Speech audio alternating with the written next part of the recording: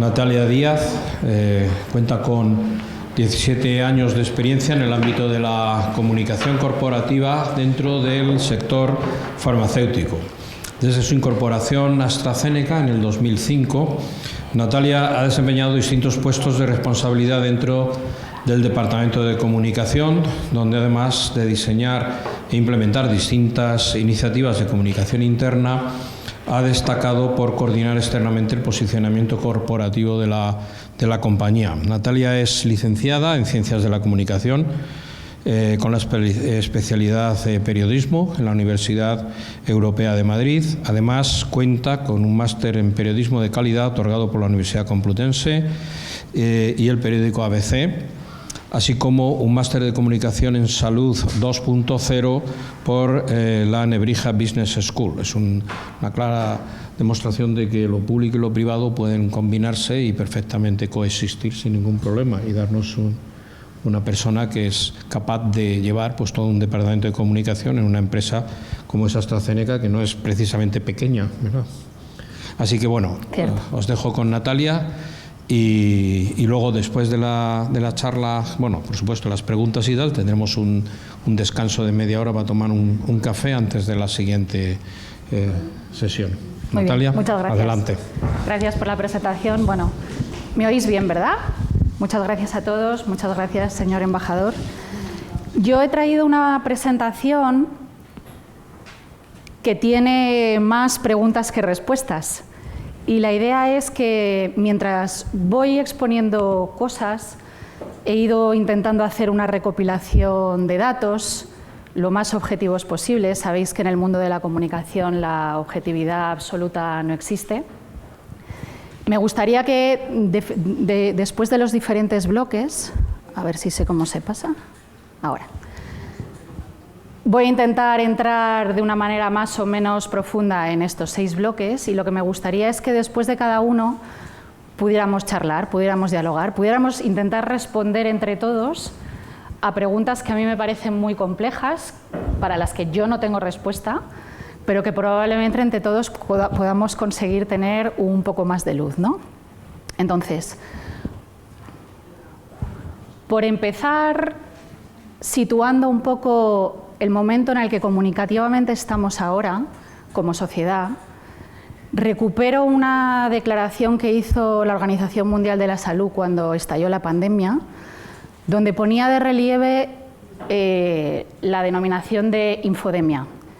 Una palabra que probablemente muchos no habíamos escuchado antes y que explica muy bien el sentimiento que todos vivimos, sobre todo al principio de la pandemia, donde estábamos sobresaturados de información, éramos incapaces de procesar tanta información y tanta información tan compleja, porque no estábamos acostumbrados como público, como audiencia, a recibir información científica a estos niveles y de manera tan rápida, y donde además la OMS también aclara que en esta sobreabundancia de información hay una corriente que se dedica a infiltrar y a difundir información correcta con determinados intereses, y esto es muy grave, porque lo que hace es que puede hacer a esa sociedad que está recibiendo esa información tomar decisiones erróneas, que cuando hablamos de salud son muy delicadas, y porque a su vez esas decisiones erróneas que puede tomar esa sociedad basadas en esa información, en esa sobreinformación, puede hacer algo tan complicado como que los países se vean incapaces de frenar una pandemia, de frenar esta bola en la que nos hemos visto sumergidos, ¿no? Y siguiendo con esta parte de credibilidad en los medios, recojo esta encuesta que a partir de 27.000 encuestas por toda la Unión Europea, lo que nos dice es qué credibilidad nos están dando los diferentes canales a los que como ciudadanos tenemos acceso a la información, ¿no? Entonces, me parece muy interesante que la radio, que históricamente ha sido el medio más creíble, lo sigue siendo. La prensa escrita y la televisión son los segundos en credibilidad. Las redes sociales tienen una tasa de no confianza brutal y, sin embargo, veréis más adelante que las redes sociales e Internet es fundamentalmente donde nos informamos. Con lo cual, aquí es la primera pregunta que me gustaría lanzar y es, si no nos los creemos, ¿por qué buscamos información ahí? Y cuando luego encontramos esa información, volvemos otra vez al proceso de no creérnosla. Es complejo, ¿no? Y creo que no es fácil encontrar una respuesta de lo que está pasando. Cuando nos vamos a España, lo que nos están diciendo es cuál es la credibilidad que los españoles tienen en los medios de comunicación. No sé si lo veis bien desde allí, pero el 45% le concede una credibilidad baja, poca, y un 37% en absoluto. Un 17% sí confía. Luego veréis en otra gráfica que enseño casi al final de la presentación cómo en España los españoles sí creen que los medios de comunicación lo han hecho muy bien durante la pandemia y nos han ayudado a tomar decisiones informadas y nos han ayudado a sentir que estábamos informados correctamente. ¿Vale?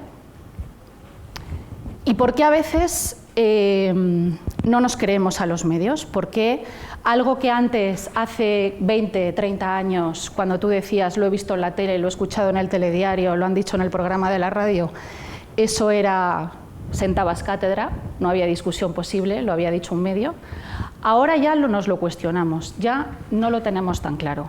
Pues pasa porque a veces entra en juego un concepto de hace unos 10, 15 años, donde las redes sociales han empezado a tener un papel muy importante en cómo nos informamos y en cómo consumimos la información, de la inmediatez. El periodismo se basa en inmediatez, siempre se ha basado en inmediatez, pero ahora es la inmediatez del milisegundo. Todo un golpe de clic lo queremos ya y lo queremos todo. Y los periodistas lo tienen muy complicado para competir con eso. Entonces, ¿qué pasa? Pues lo vamos a explicar con este caso que es muy curioso y que seguro que vosotros muchos lo recordáis, y es que en el 2014 el 112 de Canarias, una fuente fiable, autorizada, creíble, publica un tuit, quedaros con la hora, a las 4:01, y dice que hay un avión que se ha caído en el mar y no saben si hay pasajeros. Ya está, no hay más información. ¿Qué pasa con esto? Bueno, incluso hay una foto. Nos lo tenemos que creer. ¿La foto está también en el tuit? Sí, la foto es creíble, la fuente es creíble, pues nos lo creemos. Nos lo creemos tanto, pues que otros medios de comunicación muy potentes empiezan a publicar. Y se desencadena esa parte de la comunicación donde vamos republicando con información adicional. El 112 no nos dice nada más que un avión se ha caído y no sabe si hay pasajeros. Ahora ya nos dicen que es un avión de pasajeros. Ahora ya nos dicen la marca del avión, un Boeing. Ahora ya nos dicen además que es de la compañía TUI, que hay pasajeros, que se ve perfectamente desde la costa. Imaginaros esto lo que significa para un familiar que tiene a alguien volando en ese momento con un avión de estas características, todo el proceso de información, cómo lo vive, ¿no?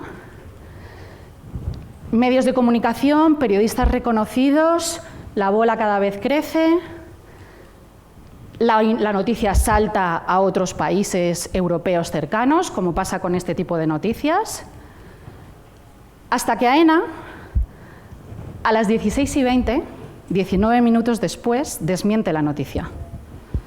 Otra fuente oficial que dice que no es verdad.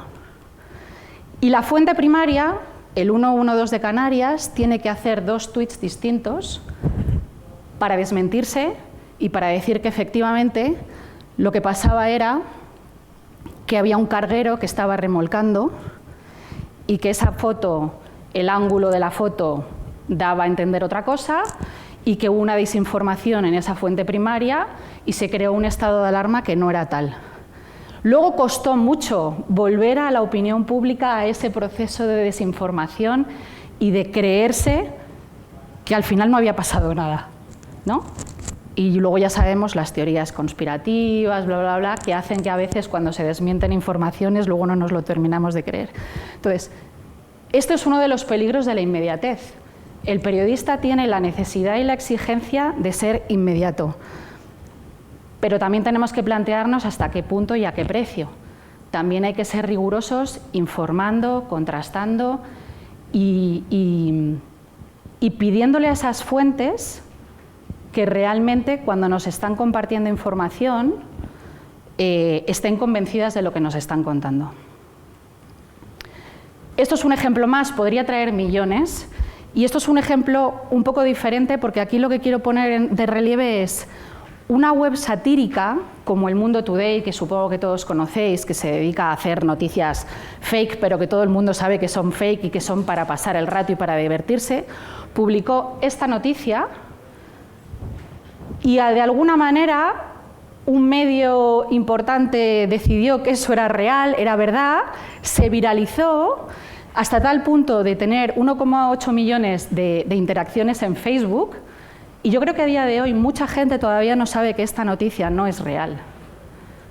Esto es una anécdota y tu vida no cambia ni está en peligro por haberte creído o no creído esta noticia, más allá de que influye en cómo percibimos a los medios y cómo dejamos o no influirnos por lo que los medios nos cuentan.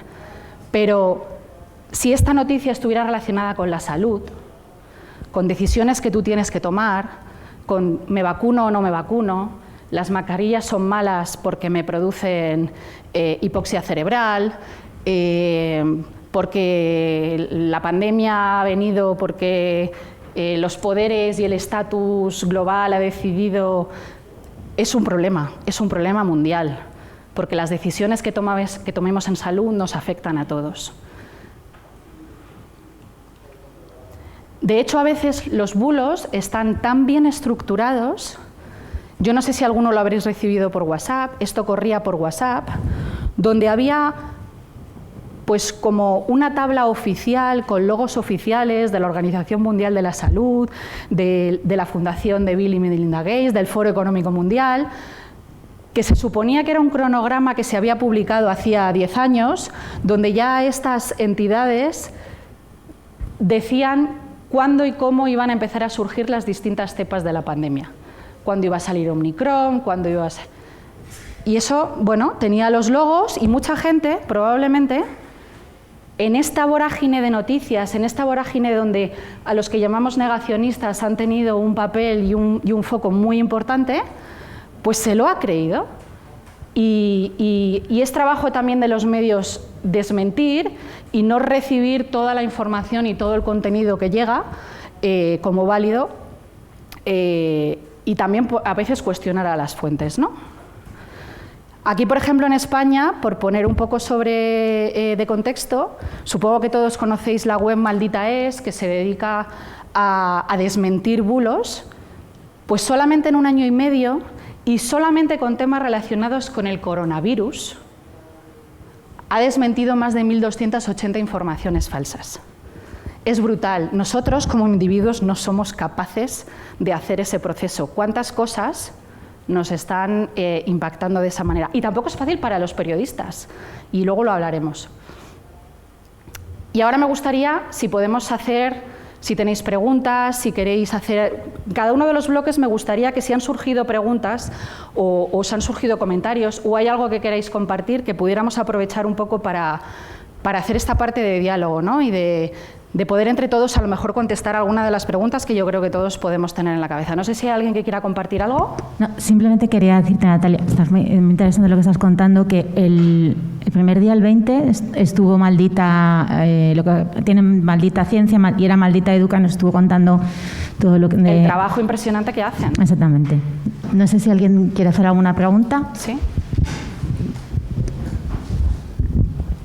Hola.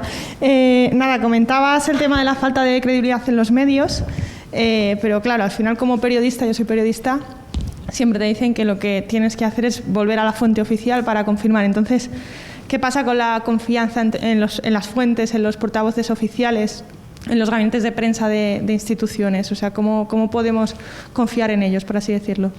Bueno, yo creo que, y es con la diapo con la que cierro, pero lo adelanto, yo creo que algo que hemos aprendido de esta pandemia, o yo la enseñanza con la que me quedo, es que Todos los que estamos en la cadena de la comunicación, las fuentes, los periodistas de los medios, los periodistas que trabajamos en gabinetes, los científicos cuando estamos hablando de salud, tenemos la responsabilidad de colaborar cada vez mejor, de cada vez ser más transparentes, de saber comunicar, como decía Sonia. Los científicos no siempre...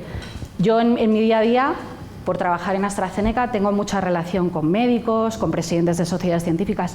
No todos quieren hablar porque muchos dicen, no, es que luego lo que yo digo se malinterpreta, no es lo... Tenemos que ayudarles también a vencer esos miedos. Ellos tienen que sentirse cómodos trasladando esa ciencia. Ellos también tienen que hacer ese esfuerzo, como decía Sonia, es importante. Y yo creo que es fundamental que todos colaboremos y que cada vez estemos más abiertos. Vosotros a recibir información de todo tipo como periodistas, no solo de organismos, el gobierno, las sociedades, también a veces las instituciones privadas tenemos mucho que aportar. Y nosotros tenemos que ser mucho más abiertos, mucho más ágiles. A veces las empresas privadas no somos todo lo ágiles que deberíamos, teniendo en cuenta que estamos hablando de periodismo y el periodismo es inmediatez. Y yo creo que es aquí donde tenemos que aprender. Esa es la enseñanza que no se nos puede olvidar. Vale, gracias. Sí, vale. Pues, bueno, por establecer un poco de controversia con mi compañera Beatriz, que trabajamos juntas, es irreal. Tú no puedes volver a la fuente oficial a contrastar información, porque miras tantas noticias tan rápido que no puedes volver a la fuente, porque en realidad entrar en Twitter todas las mañanas, yo entro en Twitter todas las mañanas porque es una dosis de dopamina.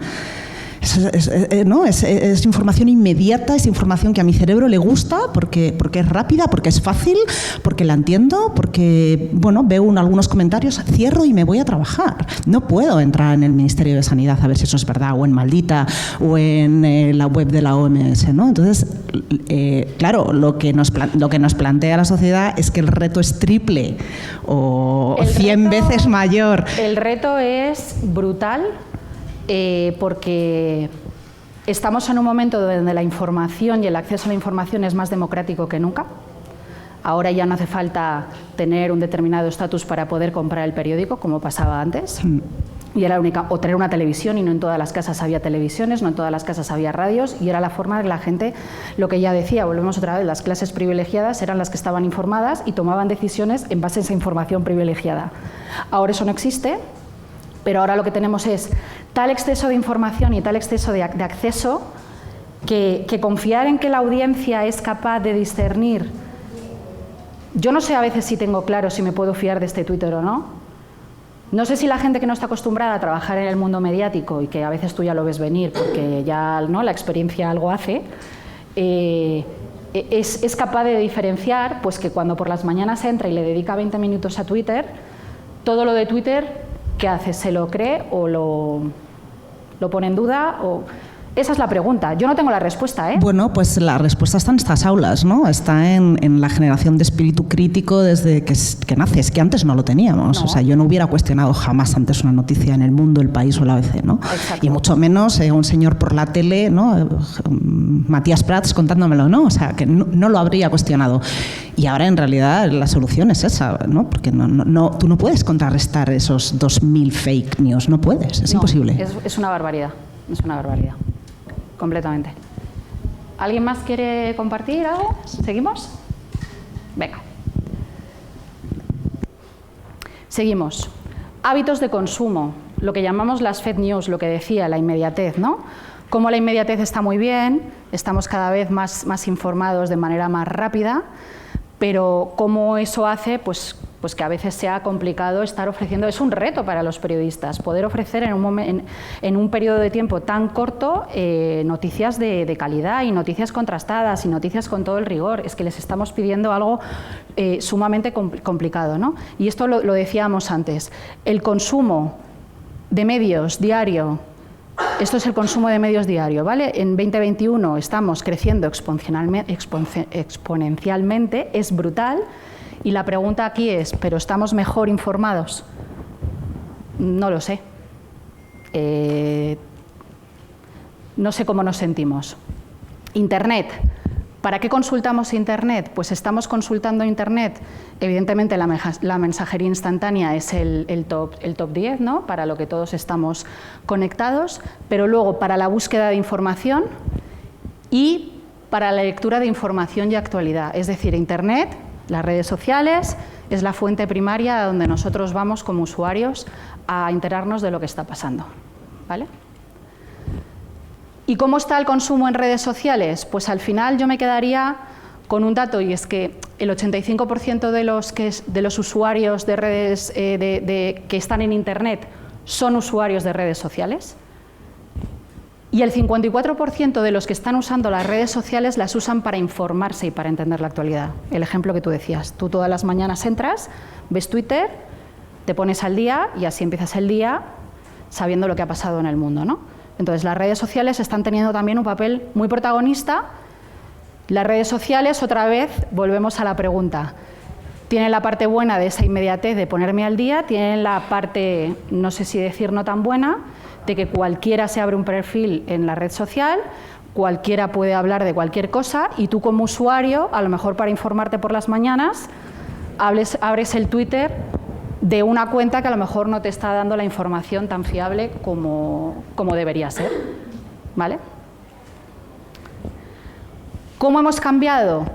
Pues hemos cambiado porque al final, en los últimos 2 años, y como no podía ser de otra manera, al final lo que nosotros estamos googleando tiene que ver con el estilo de vida saludable, tiene que ver con salud, con autocuidados, y desde el 21, evidentemente, con el coronavirus, con las vacunas, con el cáncer y con la salud mental. También este es un tema que ahora se está posicionando, evidentemente, por el momento que nos está tocando vivir, ¿no? Con lo cual, la sociedad está preocupada. El tema salud antes no era ni prioritario para la sociedad, probablemente, hasta que no te tocaba de cerca, ni prioritario para los medios hasta que no había una supernoticia de un gran descubrimiento. Hasta entonces, las noticias pasaban un poco sin pena ni gloria, las noticias de salud. Teníamos otros intereses como sociedad. Ahora sí nos interesa. Ahora hemos abierto y seguimos abriendo telediarios con temas de salud y con temas de ciencia. Antes no pasaba, ¿vale? Y es lo que estábamos hablando también de la parte de las redes sociales y cómo influyen en nuestra manera de consumir, y es que ya se está hablando de que somos la civilización con memoria de pez. ¿Qué significa? Que los jóvenes tienen una capacidad de concentración de 9 segundos. 9 segundos, porque nos estamos acostumbrando a recibir todo a través de redes sociales. ¿Qué significa? Que tú como periodista tienes un reto. ¿Cómo le vendes, le explicas a alguien un hecho, una noticia en 9 segundos? Porque 9 segundos es lo que te va a dedicar de su tiempo y va a pasar a lo siguiente. Es brutal. Eso en la vorágine del día a día de una redacción de 100.000 noticias, de contrastar, del rigor, de...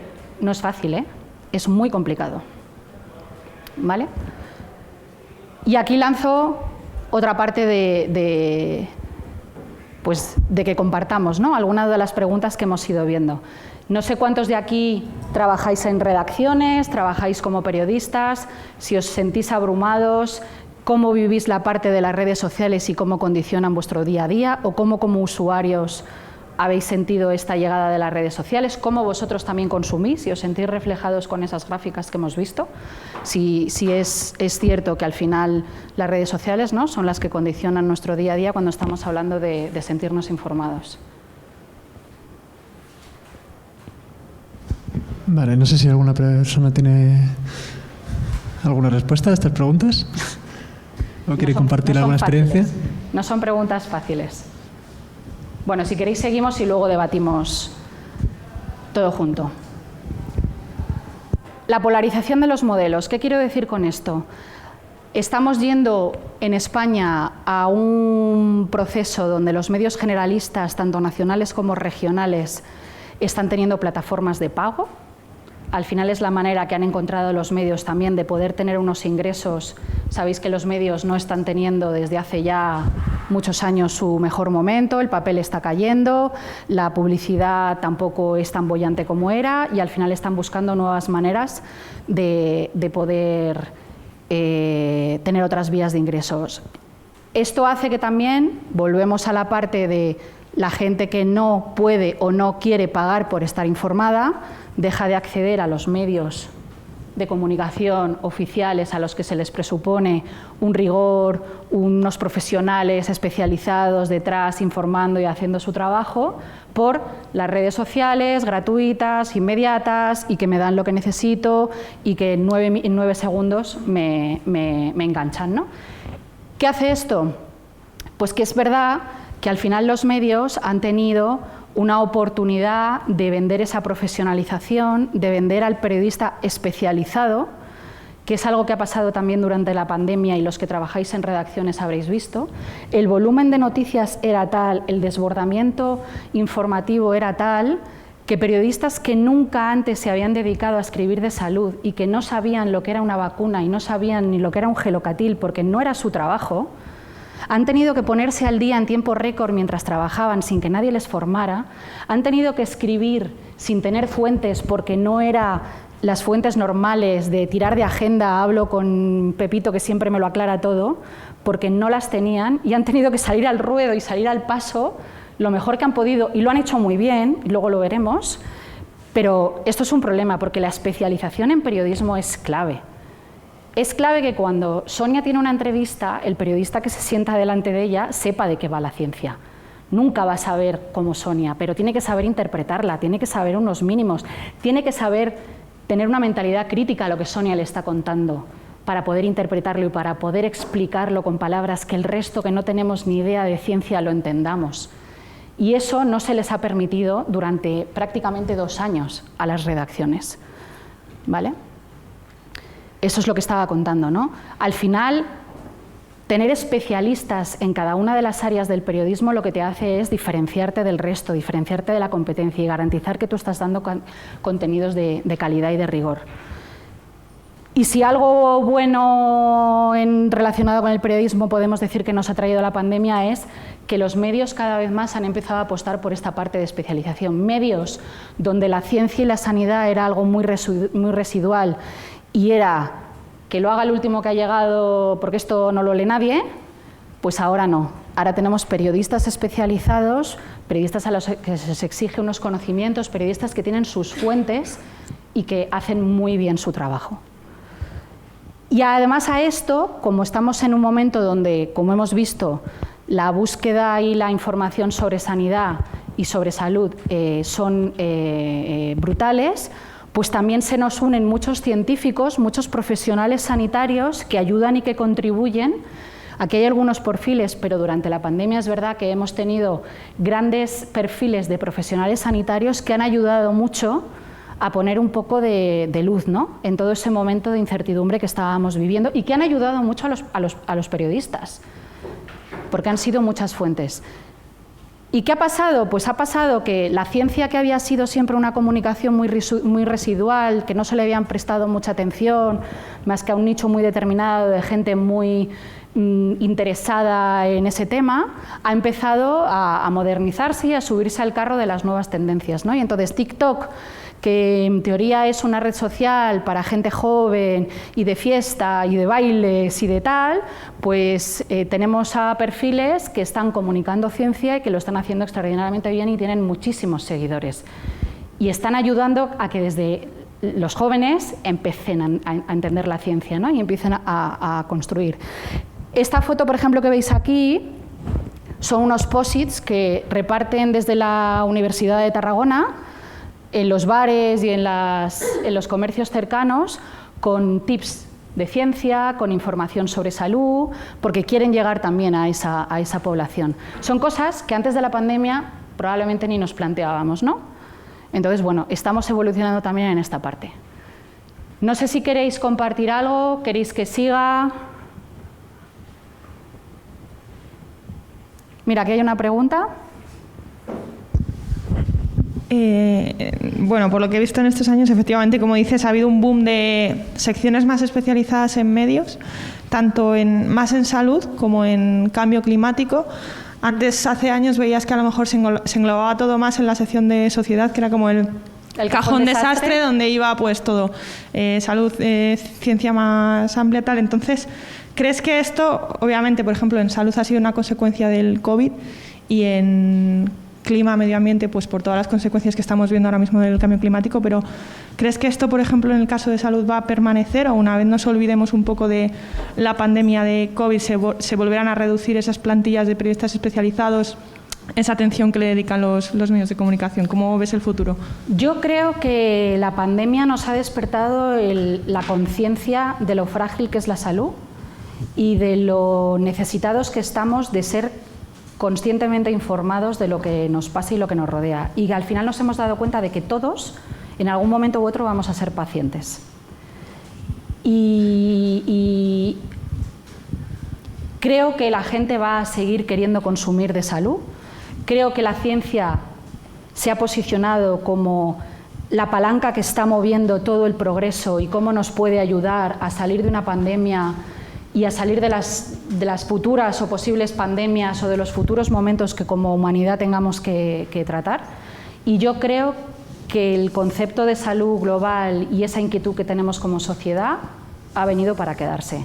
No vamos a volver a vivir, a no ser que volvamos a tener otra pandemia, el volumen excesivo que tuvimos en el primer año de COVID, evidentemente. Estamos estabilizados, pero yo creo que sí que va a seguir siendo un trending topic.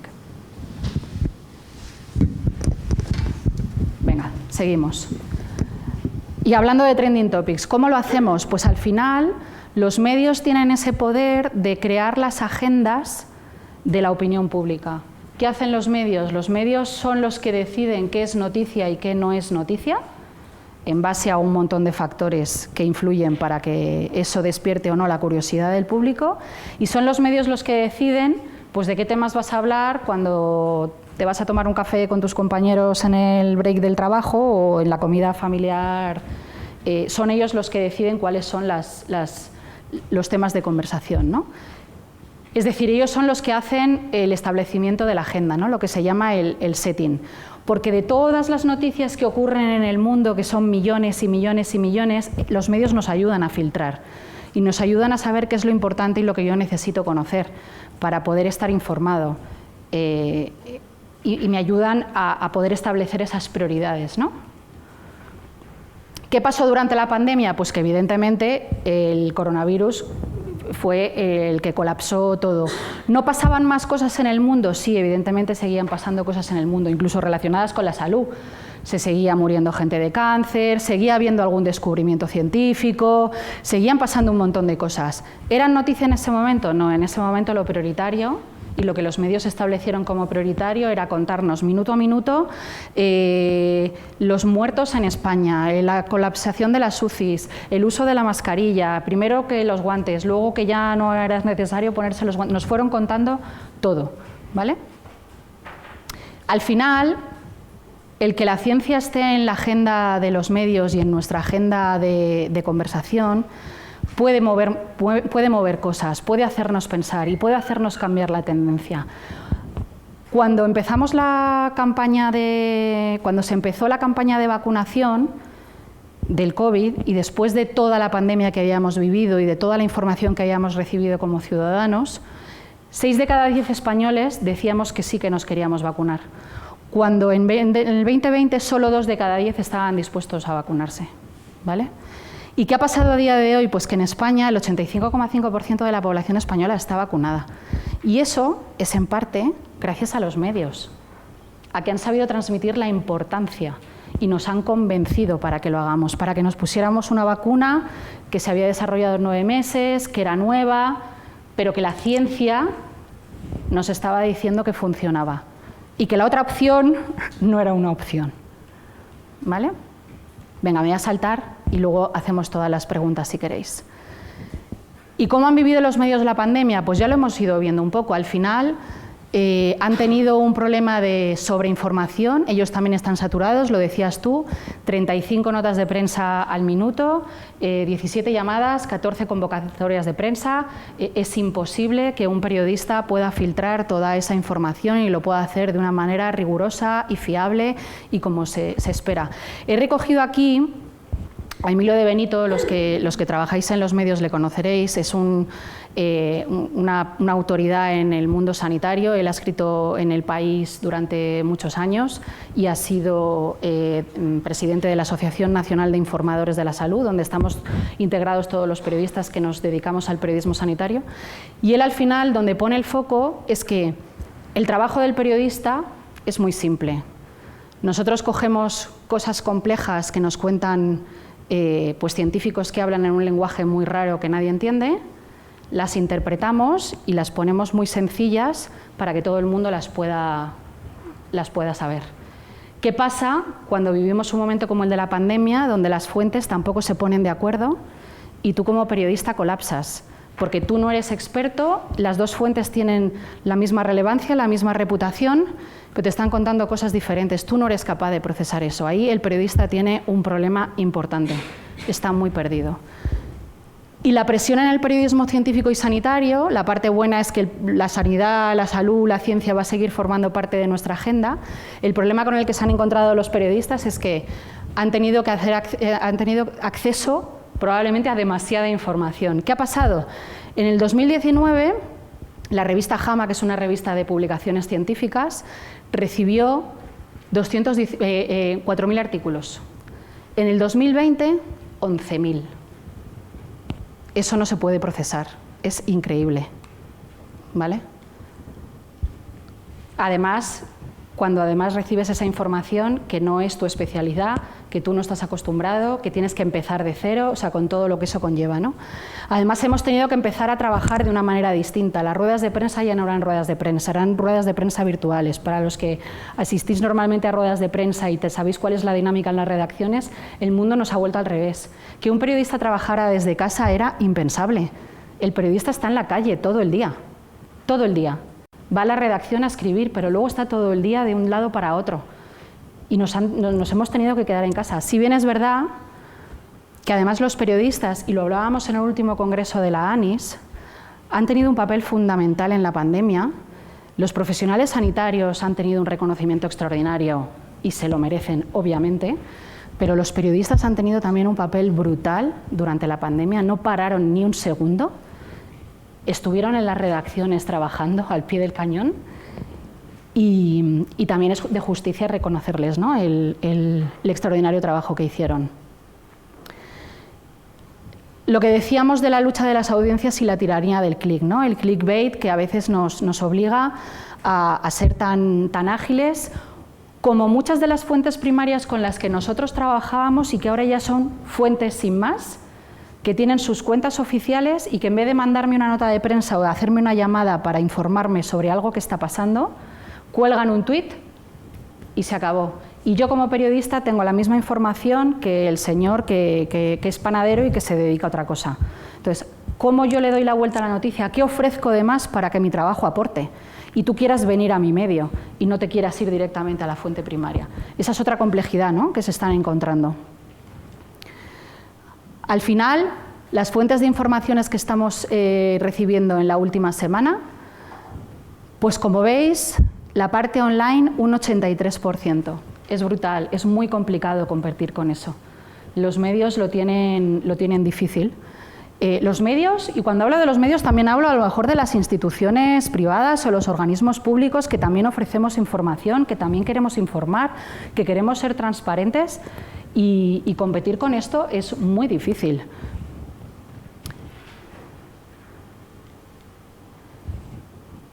Y cuando decimos sobre el coronavirus específicamente qué fuente hemos utilizado, pues al final, de todas las fuentes posibles que yo podría haber utilizado, los políticos, organizaciones globales, científicos, médicos, etcétera, los medios han sido donde realmente yo me he querido informar durante todo el momento de pandemia. Volvemos a lo que yo decía antes, no lo han hecho nada mal. Me han informado y me han acompañado en un momento muy complicado. Y cuando además yo digo qué sensación tengo sobre cómo los medios han hecho esta cobertura de la pandemia, pues los medios lo han hecho mejor probablemente que la comunicación que han hecho algunas autoridades gubernamentales. Yo he confiado y me he sentido, según la encuesta, mucho más informado y mucho más rigurosamente informado por los medios que por algunas de las fuentes oficiales, ¿no? Y luego, ¿qué hemos aprendido? Pues yo creo que hemos aprendido, y cerraré con eso, la parte de la colaboración. Hemos aprendido un montón de palabras nuevas como permacrisis, que significa pues, que estamos enlazando una crisis con otra y tenemos una sensación de que esto no se va a acabar nunca y que cuando se acaba la pandemia empieza la guerra con Ucrania y cuando se acaba la guerra con Ucrania, bueno, todavía no se ha acabado la guerra con Ucrania, viene Filomena, tenemos los incendios en España y vamos enlazando una crisis con otra y eso también genera una sensación en la sociedad que por eso la parte de salud mental es una de las búsquedas mayores que estamos haciendo, porque estamos agotados, estamos completamente agotados de procesar tanta noticia con tanta incertidumbre, ¿no? La rapidez y la inmediatez con la que van surgiendo las crisis es agotadora y la consecuencia es esa, ¿no? Esa sensación de fragilidad y de inseguridad permanente que tenemos como sociedad. ¿Qué hemos aprendido, además de la permacrisis? Pues todo lo que se deriva de ahí, un montón de palabras que yo no había oído nunca antes y que ahora ya forman parte del vocabulario normal de cualquier conversación y que están todas relacionadas al final con esa sensación de agotamiento y de crisis permanente. Pero yo me quedo con la parte positiva. Bueno, voy a cerrar con la parte positiva. Esta es, al final, una idea que surge de esa inmediatez, muchas veces facilita que hayas sido el primero en dar el titular, genera esa ola de creación de noticias de los otros medios que te siguen y van ampliando la noticia, y cuando esa noticia no es todo lo veraz que debería ser, lo difícil que es luego dar marcha atrás y desmentir y que toda la población a la que tú habías impactado con una noticia que no era real, eso lo hemos vivido mucho durante el coronavirus, surgieron un montón de ideas que no eran veraces, cómo luego somos capaces de revertir y de volver a informar a esa gente que estaba desinformada. Es muy complicado, por eso es tan delicado y la especialización del periodista es tan necesaria para que esa rigurosidad se cumpla, porque revertir la situación es muy complicado. Y por cerrar con algo positivo, pues yo me quedo con la parte de la colaboración.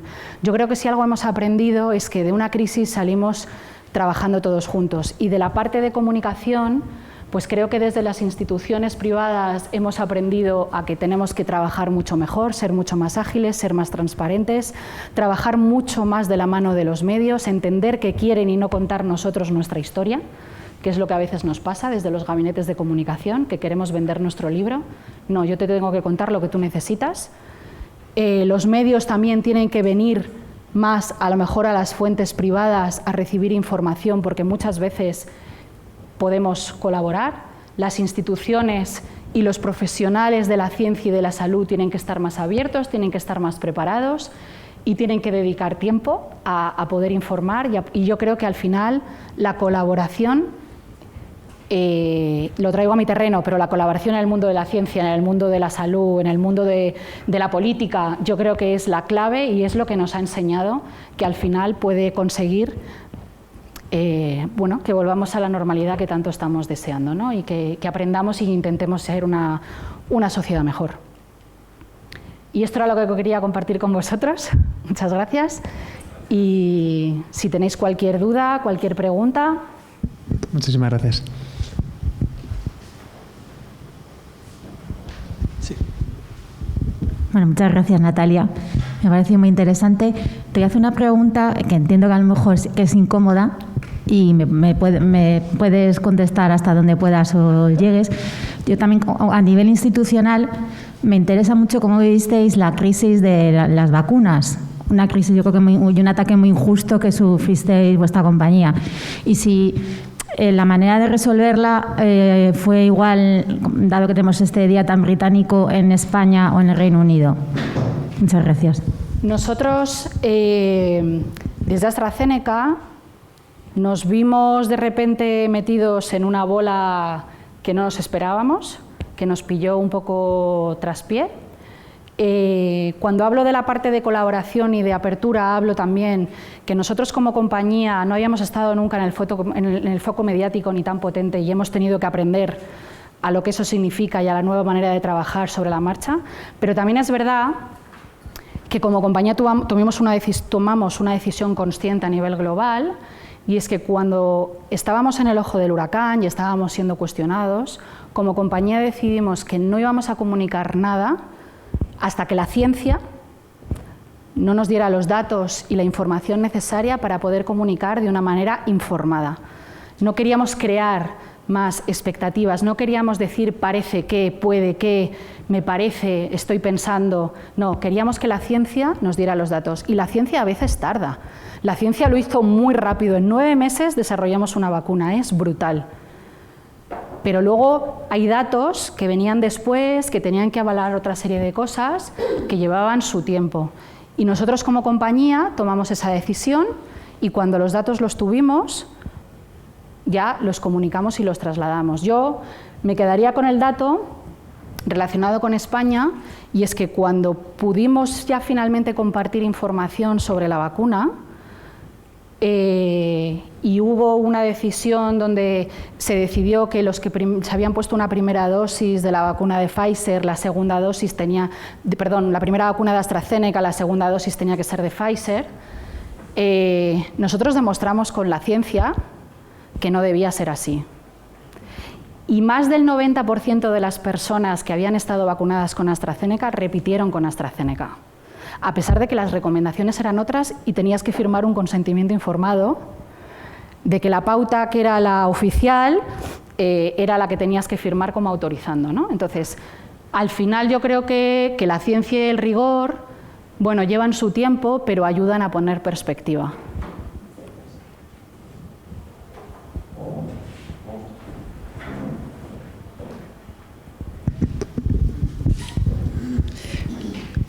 Mi pregunta sigue esta historia, la historia de AstraZeneca con la vacuna de Oxford y la complicada comunicación del este.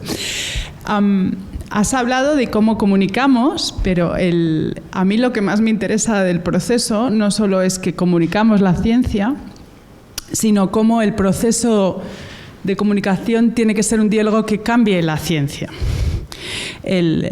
Tiene que ser, yo creo, la comunicación no solo para explicar, sino para que la ciencia sea parte del proceso democrático, vuelvo a lo mismo, ¿no? Que sea parte de la manera en que vivimos,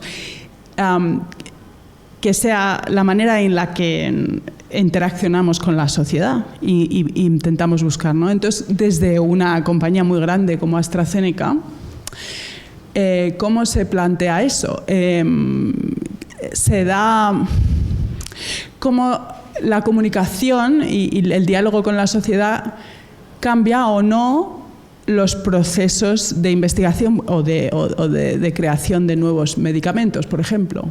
Si es una cosa que la empresa lo piense, que tenga política sobre esto, que tenga estrategia sobre esto, que sea parte, o no se piensa, deja que pase. Tú hablas de parte del proceso de claro, tú de ahora estás hablando, y por ejemplo, AstraZeneca ha tenido que aprender mucho. Durante la pandemia está claro que todo el proceso aquel de todos los ensayos clínicos que se hicieron en Estados Unidos y todo lo demás acabó en un desastre para AstraZeneca, casi acaba en un desastre. ¿Cómo eso vuelve a AstraZeneca? ¿Cómo AstraZeneca en una empresa muy grande, uno de los principales problemas de las empresas farmacéuticas que son demasiado grandes y les cuesta mucho innovar, ya no solo en nuevos productos, sino en la manera que hacen las cosas? Entonces, eso es un gran reto. ¿Cómo se logra cambiar a través de este diálogo con la sociedad que tú quieres empezar desde tu gabinete de comunicación? ¿Cómo llegas tú a influir en cómo AstraZeneca desarrolla medicamentos? Bueno, yo creo que, y a lo mejor por contextualizar, el proceso de cómo se ha vivido en AstraZeneca el desarrollo de la vacuna, ¿no? Cuando surge esta crisis de la pandemia, la Universidad de Oxford llama a diferentes laboratorios, a diferentes empresas, y les dice: yo estoy en una investigación que está muy avanzada, tengo opciones, pero necesito un colaborador, ¿no? Necesito un partner que me ayude, porque además yo Yo soy fuerte como Oxford en investigación, pero no sé producir a gran escala, no sé distribuir a gran escala y necesito a alguien que me ayude en ese proceso. Pero el que me ayude en este proceso, la condición es que la vacuna tiene que ser sin ánimo de lucro, porque estamos en una pandemia y no queremos que nadie se lucre. De hecho, la patente sigue siendo de Oxford, la patente no es de AstraZeneca. La única compañía que levantó la mano y dijo, cuenta conmigo, fue AstraZeneca. A pesar de que nosotros no teníamos especialización en vacunas, no somos una compañía de vacunas. Pero lo que tú dices, escuchamos, nos pareció una oportunidad de poder colaborar en un momento muy complicado, nos remangamos y lo hicimos como pudimos y aprendimos sobre la marcha. Y es verdad que hubo algún problema de sobredimensión de distribución que nosotros no habíamos previsto y tuvimos que reaprender, de producción y tuvimos que reaprender. La vacuna es complicada, la vacuna se genera con virus que tienen que crecer, por decirlo de una manera muy simple, no es como otros productos que tú mezclas principios activos y lo tienes. Si de repente no se reproducía, había que volver a empezar todo el proceso y eso eran 8 meses de retraso. Bueno, es un proceso complicado que nosotros a lo mejor sobreestimamos, pero hemos aprendido y hemos sacado luego nuevas opciones para seguir con la parte del coronavirus. Seguimos comprometidos. Entonces, yo creo que lo que tienen que hacer las empresas, un poco contestando, es ¿tengo que mirar mi libro?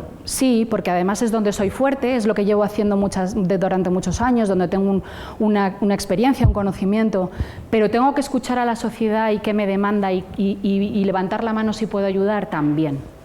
Yo creo que también es responsabilidad de las empresas dar un paso adelante y hacer más de lo que se espera de ellas.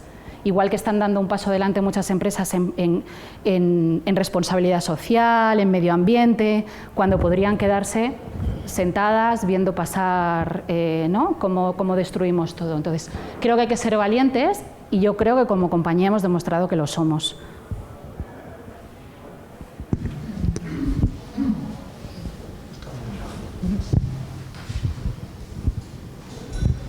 Gracias. Siguiendo un poquito el mismo tema, que es muy interesante y nosotros en la embajada lo vivimos de una forma muy intensa. Yo quisiera aportar un par de observaciones y me interesaría cómo se vivía dentro de la empresa. Precisamente lo que acabas de decir, lo que hizo AstraZeneca es lo que siempre se pide a las empresas multinacionales que hagan. Y siempre se les critica por no hacerlo. Y lo curioso es que cuando todo el mundo estaba machacando a AstraZeneca no había hecho lo que dices, había levantado la mano para hacer algo sin ánimo de lucro. Mientras que las otras empresas y las otras vacunas, fantásticas, un labor estupendo, pero eran procesos pero eran comerciales. O sea, los precios que ponían las vacunas y los precios que pagábamos los gobiernos eran precios mucho más altos. Y además, no sé si AstraZeneca sí, el compromiso era proveer la vacuna sin ánimo de lucro para siempre en los países en vías de desarrollo. Sí, si he entendido bien. Cierto. Eso no se ha sabido. No se ha sabido. Y es extraordinario para mí. Yo trabajé 7 años en una empresa multinacional que una vez que una empresa multinacional hace exactamente lo que se quiere, es incapaz de comunicar ese hecho. Porque si preguntas, y eso para mí fue una enorme frustración precisamente por la asociación AstraZeneca, empresa British, sí. Y con una vacuna desarrollada en un equipo de Sarah Gilbert en Oxford, que fue una enorme frustración. Y una observación es que jugó la geopolítica en ese momento. La Unión Europea no quería que el Reino Unido tuviera éxito con una vacuna, porque acabamos de salir de la Unión Europea. Y eso es una generalización, pero algo de verdad hay dentro de eso, porque yo vi que la geopolítica, que también se ha comentado, también operaba. Pero me interesa saber cuáles son las reflexiones dentro de la empresa sobre bueno, a ver si estás de acuerdo y a ver cuáles han sido las reflexiones dentro de la empresa, porque Pascal Soriot hizo una cosa extraordinaria, sí. Y salvó miles y miles de vidas. De hecho, hay un estudio que ha salido hace un par de semanas, lo tenía que haber traído porque sabía que este tema iba a salir, que dice que la vacuna de AstraZeneca es la que más vidas ha salvado desde el inicio de la pandemia, por delante de todas las demás. Probablemente porque nuestra vacuna es sin ánimo de lucro y porque la manera de conservar permite que la distribución sea muy fácil y llegue a cualquier rincón del mundo, en países pues de la India, países asiáticos, donde no puedes conservar una vacuna a menos 80 grados, porque no están preparados, ¿no? Entonces, yo creo que lo hemos hecho muy bien, no lo hemos hecho también en la parte de comunicación. Llegó un punto donde la compañía también decidió que lo que teníamos que hacer era poner todas las mentes y todos los recursos del lado de la ciencia y conseguir sacar todo lo antes posible. Todos los problemas que nos habíamos ido encontrando por el camino, ahí es donde teníamos que trabajar. Trabajamos mucho también internamente para informar a nuestros empleados y que nuestros empleados estuvieran tranquilos y supieran lo que estaba pasando en la compañía. Sabíamos que la crisis reputacional era grave, era importante, pero preferimos poner todos los recursos en el otro lado y más que trabajar la parte de la imagen, trabajar la parte de la apuesta que habíamos hecho para poder contribuir, ¿no? Yo creo que hemos aprendido, los departamentos de comunicación estamos mucho más reforzados, estamos más empoderados, hemos tenido un proceso de adaptación. Yo creo también, lo he comentado antes, veníamos de ser una compañía que no teníamos grandes necesidades comunicativas, porque por la naturaleza del negocio, los productos que nosotros normalmente proveemos, no necesitábamos, ¿no? No estábamos acostumbrados a abrir los telediarios todos los días y para eso hay que estar preparado. Bueno, ya lo estamos y yo creo que lo hemos hecho muy bien y ese 90% de personas que eligieron AstraZeneca como segunda dosis, yo creo que avala la parte de cambio reputacional que hemos dado, ¿no? Pero es verdad que tuvimos un momento. Bueno, cuando tienes que aprender en ese momento de sobrecarga y de sobreexposición, es complicado, pero tomamos la decisión conscientemente, ¿eh? Tomamos la decisión de, bueno, sabemos que tenemos un problema de imagen en este momento, pero la ciencia va a demostrar que no estábamos equivocados. Y así fue como trabajamos. Creo que da tiempo para una última pregunta. ¿Qué, José Antonio? Muy brevemente. Bueno, ahora en la intervención de Sonia de ahora y en la pregunta que ha hecho en la de antes, me parece que ha introducido un factor muy importante que en el que no hemos recalado lo suficiente en los 2 días que llevamos de curso, y es la relación entre ciencia y democracia, ¿no? Y luego ciencia y comunicación.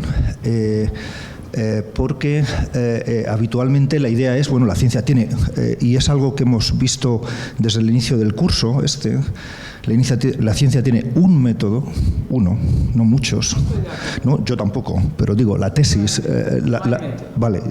yo también estoy próximo a ese anarquismo epistemológico, pero la tesis que se ha defendido es, por ejemplo, de una manera paradigmática por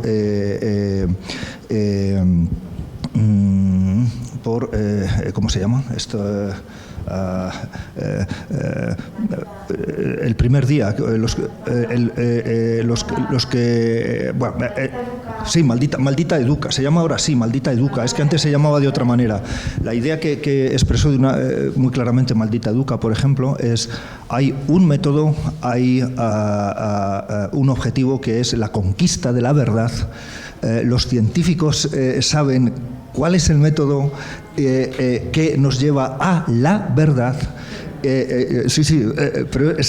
Y entonces lo que tenemos que hacer es atacar a los movimientos anticiencia, poniendo en el primer plano el método y la conquista de la verdad. Entonces, de tal manera que comunicar la ciencia es, por ejemplo, para Maldita Educa, es poner en los medios de comunicación de una manera clara, y en los vídeos que hacen se vio de una manera muy clara, muy paradigmática, el método científico, que todo el mundo conozca, el método científico, el único, y la conquista de la verdad a través de ese método científico, y que todo el mundo reconozca que los movimientos anticiencia son unos movimientos de ignorantes que no conocen el método y por tanto se equivocan y por tanto no llegan a la verdad, sino que llegan continuamente a falsedades, ¿no? Entonces es curioso y tú estás promoviendo algo completamente diferente, ¿no? La reacción social, porque eso no es verdad, porque no hay una realidad y no la realidad